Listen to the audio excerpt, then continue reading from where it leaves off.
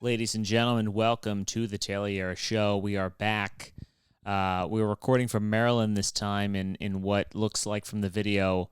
It looks much more bunkerish than what it normally looks like because I'm in my mother's basement, which is really the tone of the show. You know, everything that happens on this podcast, it sounds like it should be recorded from a mother's basement, and so here we are, much more fitting. We got the leather couch going in the background, some sort of three-piece painting that is not even a painting, it's just a canvas print, but that's what the artwork is here. Anyway, yeah, we're back, and a lot of fear in the air, I would say. I don't know what happened in the last 72 hours, but New York lost its mind, and everybody's getting coronavirus, apparently. And if you didn't get coronavirus, well, then you're not in the club. You're not cool, apparently. Is anyone else at a point where I'm like, I want to get it? You know? Can I just get it? Man, I really, it's weird to feel like some FOMO when it comes to this goddamn disease. I mean, I kind of want to get it. And I know that's very selfish, and a lot of people have gotten the old corona and have not been okay. And I don't know. I'm just telling you the truth here, people, okay? And I may have done, I mean, from the looks of it, we might go into another fucking lockdown. It's very well possible. And if that's the case, I have done something the second time in a row. I have left a job right before things go into lockdown. So this would be the second time, if this happens, this would be the second time that I leave a job voluntarily right before everybody locks down and gets unemployment again. I mean, could that be, but that would be my luck. That would be what happened. And I don't, can we even get fucking unemployment again? Like, can we afford to? Is this, am I crazy here? Like, if we go into another, what do we just got? Are we going to lock down every winter? And we're just going to, get unemployment every goddamn winter? I mean, where is it coming from? Where do we know? It's very distracting to look because there's a window right here, and I want to look out, the window and see where I record in New York. There is no window. Because we record in a dungeon, because that's where I live. But this is a much more shoddy setup. I got a little tripod here with one light. I got another light sitting on a piece of luggage. We're doing what we're doing. But yeah, I left my job. It was my last day on Friday, and they threw a little shebang for me. And when I say shebang, we pop some champagne and we got cupcakes, because that's what corporate places do. They'll get you a thing of cupcakes, you pass around champagne in a Dixie cup, we all take a sip, and those who are working, not two sips, because you're working, don't wanna feel a little bit of enjoyment. Isn't that crazy? Like, you can, like, the people that were working were allowed to take like one gulp of champagne before they had to go back to work. But in other countries, like, they straight up get drunk in the middle of the workday. They get up, they go to work at around 8, 9 or whatever, and then in the middle of the day, they like take a nap. They have some bread with some prosciutto and a little bit of, mozzarella, and then they knock back a couple beers, and then they go back to work, and then they get off at whatever, 7 o'clock maybe. There's no like 12-hour days. That doesn't happen, How'd we fuck that up? People would be a lot happier if they could do that. I mean, and just looking at my coworkers, there's a fucking slip. You're fucking my employee. You're my goddamn employee. No. Yeah, even just after a couple nips of champagne, everybody was looser, And I didn't feel sad leaving a job, I liked my job. I will say that. I liked it. That's not true at all. I'm lying. I liked the people that I worked with. The people were great. The people that worked at the place I worked were good. The customers were not. They were not good at all. I worked at a hotel, and yeah, people. I've never encountered people that act this way in a hotel. I mean, maybe it's that I don't travel a lot and I don't stay in hotels a lot, but I don't ever interact with the hotel staff aside from checking in and checking out. I go into the hotel, I check in, I fucking be in the I stay the night or whatever, and then I fucking get out of here. We have people that come up to the desk about every little thing. They want to tell us about their life. They want to complain about the air conditioner that's not cool enough or not hot. It's too hot and it's this and it's that. I'm like, what is wrong with you? But the worst people by far are the mothers of the bride. When we have like weddings that come in and mothers, I mean, what is it with mothers of the bride? Like, God forbid you forget to hand out one welcome bag and within, 2 seconds, their Medusa curls are popping out of their sun hat to come strangle you to get a free upgrade in a room. I mean, it's unbelievable.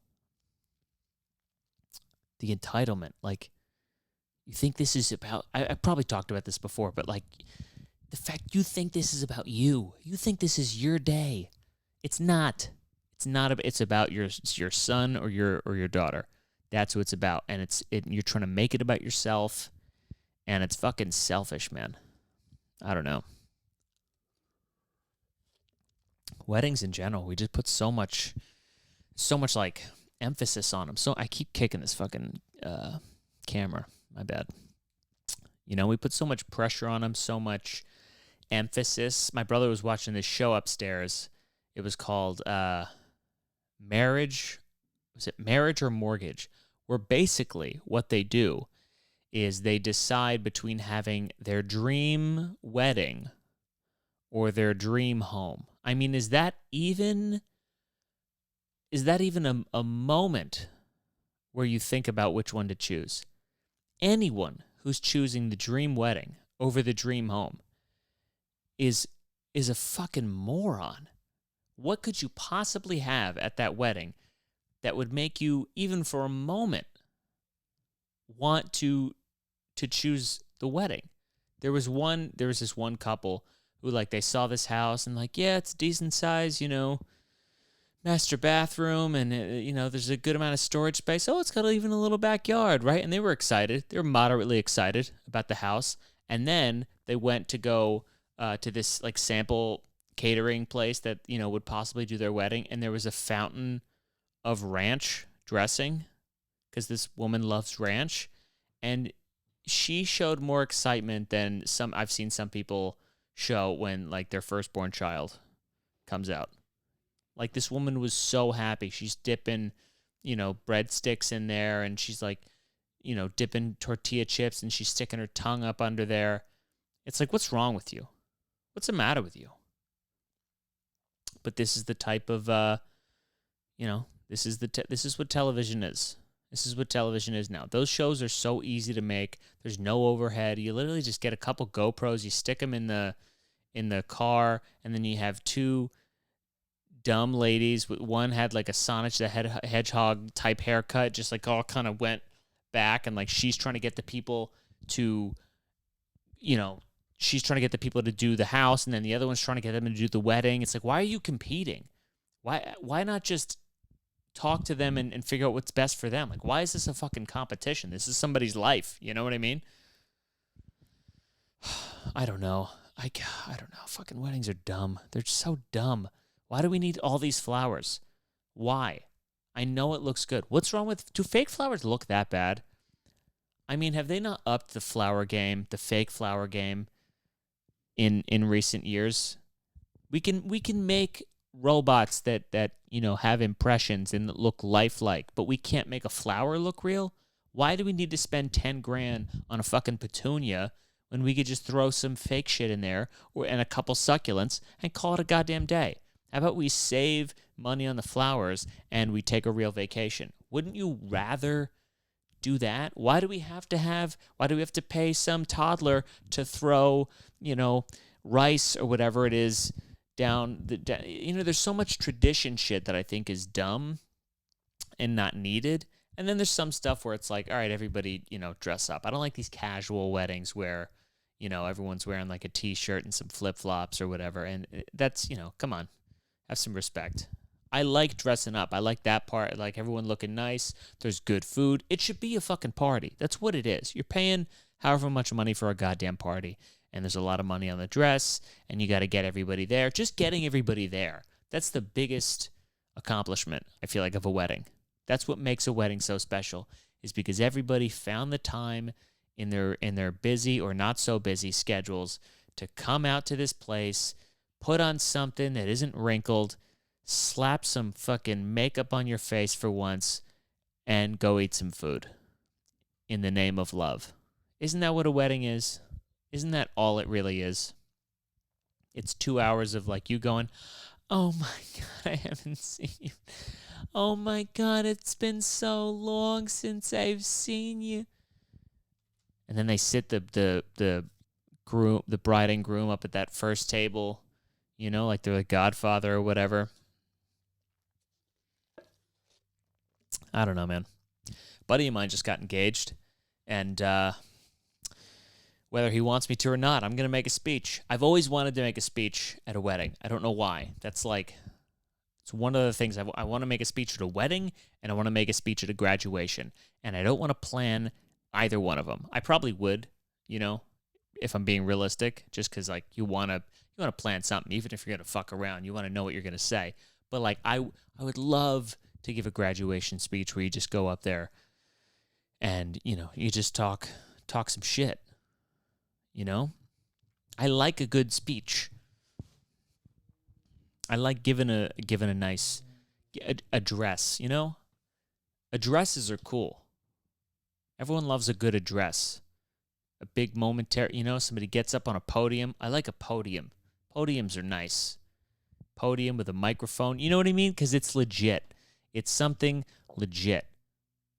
If you got a microphone with a podium and something in the background and a crowd of people, odds are you're somebody of note and you're going to, you know what I mean? You have something to say. Something. I mean, some of these people who give high school graduations, they were in fucking Bring It On 3, and so now their hometown wants to bring them back to say some kids to the young, say something to the young kids.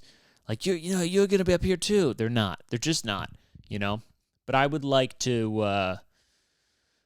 I'd like to write something, because it's not often, because I do stand-up. So I write material. I do stand-up comedy to a lot of people, but I don't do speeches. It'd be an interesting challenge to do a speech when you're not really doing stand-up.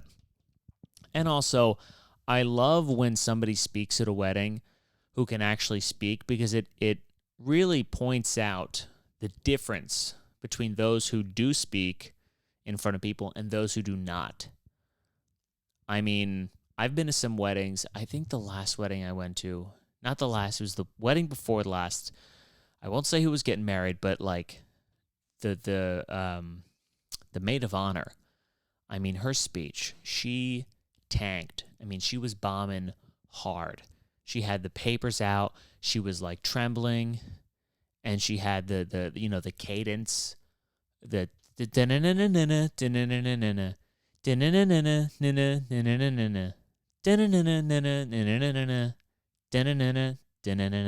and it's like, why? How do you all sound like that? I've been to a lot of weddings. They all sound like that, And then the guy just kind of went out off the cuff and just did whatever. It's like, that's what you want. Short, sweet, and to the point. Short and sweet. That's all you need. As long as it sounds cliche, but as long as you're just set, you mean what you say, you don't have to do a lot. People try to do too much. Like, I know somebody who's getting married like this weekend, and he showed me his vows. And I was reading. First of all, he had one draft that was way too fucking long. I'm like, dude, you're gonna bore people at your own goddamn wedding. I don't care if this is your wedding. People do not want to sit through this. People are already gonna try and make like other people are going to try to make a long speech. Don't you be that fucking guy, especially on your vows, dude. It sounds like you're trying too hard. But then he shortened them, and what happened was the longer version of his vows actually had some shit in there where it's like he was talking about this person that he's with. And so there was like a personal touch to it. But then the shortened version, he took all that out and just left all this fluff. And he fancies himself kind of a writer, so he tried to be like super artistic and poetic and like, because we were one, then we both had one, and two from one is one of another. Like, some bullshit like that. It's like, hey, you don't need to do that.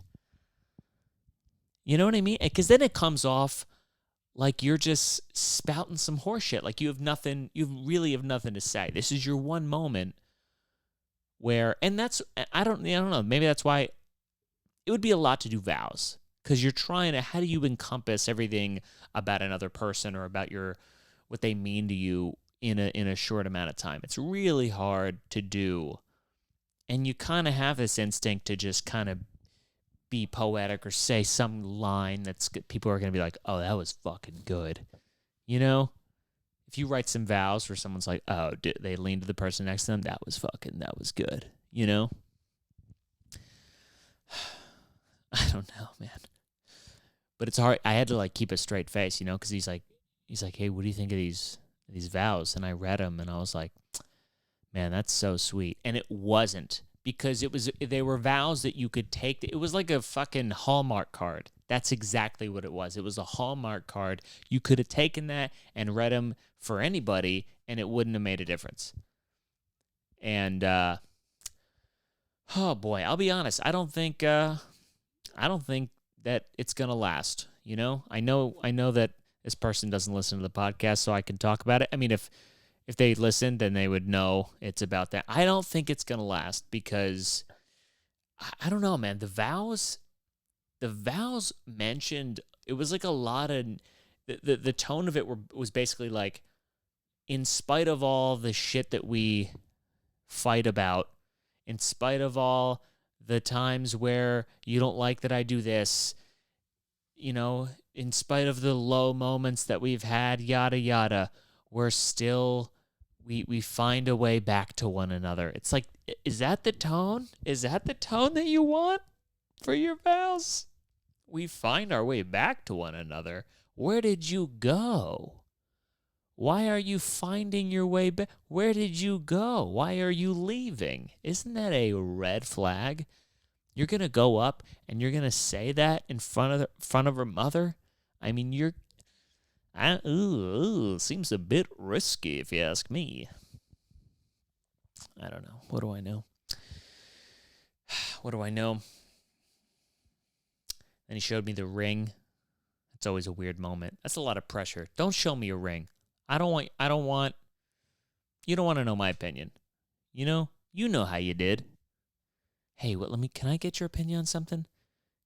Because I got this ring and I'm going to give it to her, but I don't know. Like, can you tell me what you think of the ring?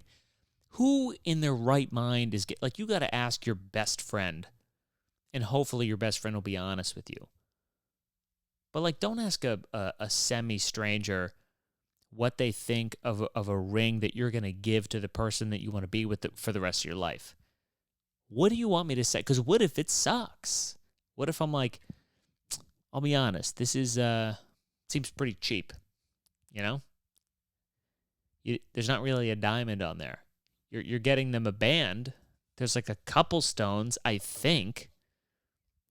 I saw a ring. It was so thin, and there were sparkles on there, but it kind of didn't even look like they were diamonds. It looked like somebody sprinkled some granulated sugar on top of the ring, and you're like, I guess. My favorite is when people, I love when people they love to tell you how much of a deal they got on the ring, like how much they didn't pay for the ring. That always, oh man. They're like, no, dude, I just went down to you go to the pawn shop, right? You get the thing, and then you go to another pawn shop, and you trade it in, you get that money, and then you go to another pawn shop. I'm like, yeah, that's love. That's romance. I don't know. Maybe they're smart. What do I know? Maybe it's dumb to spend a lot of money on a ring. I don't even know what you're supposed to sip. Don't they say like 3 months salary or some horse shit like that? But what if you don't make a lot of money? You know? Then what are you supposed to, what do you do there? And like, does that go up? Does the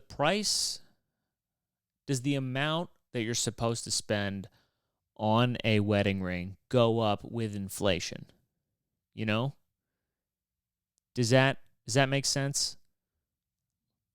I guess because rings will get more expensive, right? So then are you supposed to stay at that cap of what you spend? You know what I mean? Like, oh, you should spend, I don't know metrics on wedding ring. Let's say $2,000 or whatever. Maybe that's outrageous. I don't know if that's outrageously too much or too little. Well, let's just say $2,000. You know, you should spend like $2,000 on a ring. I guess it's compared. I guess if the price of a ring went up, then most likely, hopefully, the price, like as inflation increases, you're getting paid more money. I guess. Isn't that how it's supposed to work? Maybe not. I don't know. If I get married, I want one of those. I want one of those rings that's like not a, that's like hard rubber or whatever. So if, I don't know, dude, my buddy showed me this video of like somebody getting their wedding ring ripped off by a piece of machinery, and it basically just like cleans off the finger, like the skin on the finger, because the wedding ring is metal, and it just like yanked it off there. I'm like, nah. I don't know, man. I don't know if I'll be able to wear. I'm not a ring guy. I'm not a jewelry guy. I've never had my ears pierced. I tried to wear a necklace once in 8th grade, and I couldn't pull it off. First, I went with like a shark tooth necklace, Came back from the beach. I'm like, I'll pull this off. Didn't pull it off. Didn't do it. And then, you inherit like a gold chain or something from your grandfather, and you're like, maybe I'll throw this on. And then, you do it, and then immediately your friends are like, why are you wearing that? I don't know. Thought I could pull it off. Maybe one day. I'd like to wear like a nice gold chain or something like that. You think I could pull that off? Could I pull off a gold chain? Would that change everything about me? If I had a gold chain, what about like some earrings? What if I had a gold chain, some earrings, started wearing some rings, got real skinny, started doing meth? That's probably where it leads. All starts with a chain. I guess it depends on the chain. If I have like some big fucking, kryptonite lock size gold chain on, that's a little bit different than if I have a tiny little, one of those little Italian fucking, what do they call them? The horns or a cross. I guess you're supposed to get a cross. I don't know. I think somewhere I have like a gold chain cross. I don't wear it. I'm not religious. That's not why I don't wear it. I don't wear it because I don't wear jewelry, but like, I don't know. I guess you don't need to have anything hang. That's where my head is with necklaces. Like something has to be hanging off the end of it. You can't just have like a regular ass fucking chain. I had a chain wallet when I was younger. I rocked that. I had it going from the front, or, hooked on the front all the way to the back. I don't know what the point of that was. There was a moment in my high school life where I was like, it was not high school, it was middle school, where I was like a little bit goth. I was on the edge. I lived on the edge of goth and punk / grunge, It started with grunge. I had the baggy jeans. I had the band T-shirts. I had long hair, if you could believe that. And then I started going from started shopping at Hot Topic. Once you start shopping at Hot Topic, your friends should raise some questions. Nothing good happens in that store. Nothing good comes out of that store, I should say. What am I gonna start wearing eyeliner and shit? I have like these big like baggy black pants and like the fingertipless gloves or whatever. Bad news bears. Man, I was almost a real gothic person. I remember that. And it was all because my friend who lived up the street wore those clothes. That's how impressionable you are when you were younger. Like, if I don't care what my friends wear now, I'm not going to wear what they're wearing. But when you're younger, especially if they're like a little bit older, you want to be cool. You got to wear all the stuff. Dude, there was a moment in time where I blew all the money that I had on Hollister, Abercrombie, fucking, what's the other one with just, with the one where the shirtless twinks stand outside the store and try to lure people in. Did they stop that fucking horrible practice? What is that? Is that Abercrombie? It might be Abercrombie. Where people would just stand outside the store in tight t-shirts and too much cologne and try to lure children into the store to try and buy the fucking clothing. I mean, if that practice is still around, that's going down real quick. My buddy used to do that for a job. He would stand outside. His whole job was just like, hey, he's a good-looking kid. Hey, you want to look like me? Huh? You want to have some washboard abs? Get in the fucking store, okay? And buy this Hollister shirt. I got away from it because, like, when you're in high school, that's the cool thing, right? Everything is fucking branded, because you want to show other people that you can afford that shit. So everything is Hollister. They all have the birds. They all had different birds. Aeropostale had a bird. Hollister had a bird. Pretty sure Abercrombie had a bird too. And it was just like, which bird you got? Which bird are you repping today? Abercrombie, I think, was the most expensive, even though they're probably all owned by the same fucking company, which you don't realize at the time. But you go in there, it's dimly lit. It fucking smells like a French hua. And, smells terrible in there. They got a surfboard leaning up against the wall for no reason. Hollister had a live cam of what the waves were like in like Huntington Beach for some reason. The decor was very strange. They always have to have a greeter, some little girl with highlights who's folding and everything. I mean, yeah, just creepy. I went in there maybe a couple years ago, and I walked into the store. I'm like, I feel like I shouldn't be in here. I feel like I'm too old to be in here. Not in like these clothing it's too young and hip for me. I'm like, I feel gross. I feel gross, coming in here. I don't know. It's just, it's very weird. I don't like fucking high school people. Weird me out. You ever seen a high schooler nowadays? They look like they're 12. I'm like, I can't believe how young they look. I look back. You can imagine how fucking young I looked back when I had hair. I saw a picture of me when I was a freshman in college, and I was like, Jesus Christ. Like me in high school, I looked so young. So young. Because I didn't, I don't think I went through puberty kind of late, still waiting on a growth spurt.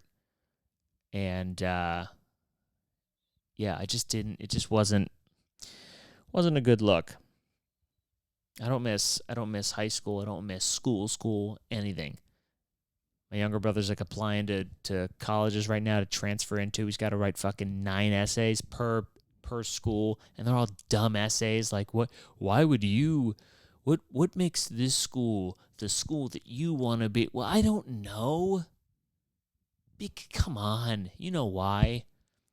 We are dedicated to being an inclusive and diverse thing. What are you going to do to contribute to the thing? That's a paragraph. That's a paragraph of an essay. You want me to read a whole fucking essay on that? It's going to be a lot of fluff. It's like when Wendy's asks, why do you want to work here? Hey, because I want to get a paycheck. It's the same thing with college. It's like, I think it's a cool school. You guys have good food. There's good parties. The weather's warm. And I want to get a degree. What do you want from me? I don't know. Everybody's just horseshitting each other. They just want you to, that's what they want to see. They want you to see, they want to see how well you can lie. How well can you lie and just bullshit your way into this school? Is there anybody that's not completely bullshitting on those essays, on college essays? Is there anybody that's like earnestly like, this is why I want to come to this school, even though I applied to 20 other schools? This is my backup of my backup, but it's the one. We're all, they're all lying. They're all lying. What am I doing here? I'm writing an essay about something that happened in my life that isn't as nearly traumatic as I'm making it. I'm doctoring the story to make it sound special so that maybe you'll think I'm an interesting enough person so that you'll have me at your school so that you think that your school is fucking cool or whatever because you have really interesting people. Hey, guess what? You're in college. You're not interesting. Odds are nothing has happened to you in your whole life that's even remotely interesting. You're just not, you know what I mean? You're just young. Nothing's happened yet. You think something's happened, but nothing has happened. Literally nothing. And the people who do have a story of like, yeah, something interesting about my life that you want me to write now? Yeah, I was a boy soldier in fucking Africa, and then I came over to escape, the rebels in the Congo or whatnot, and now I realize those are two different places, but you get the fucking point. Most people don't have a story like that. Most people are like, one time I was sledding in the backyard and I broke my leg, and those were the hardest 6 months, recovering from that broken leg, and that's why I am the man-child that I am today. Please let me into your school. I don't know. Happy that I don't have to do that. Happy that I graduated when I did, because college just seems like a fucking nightmare. I think I would like to maybe sit in on a course, It'd be cool to take a college course if you didn't have to actually get grades and it impacted you in any kind of way. You know what I mean? Like, if you could just take one course, I don't want to sign up for a fucking degree. I just want one. I just want to take one class. Can you do that? Can you just take like one, like a day pass at a gym? I don't want the whole month membership.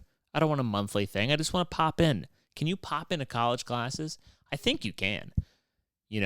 Like the school I went to, they had these big lecture halls. Like, is there anybody at the gate just stopping them from coming in there? No, right? You could just pop in. Maybe I'll do that. Maybe we'll do that. See what these fucking kids are learning nowadays.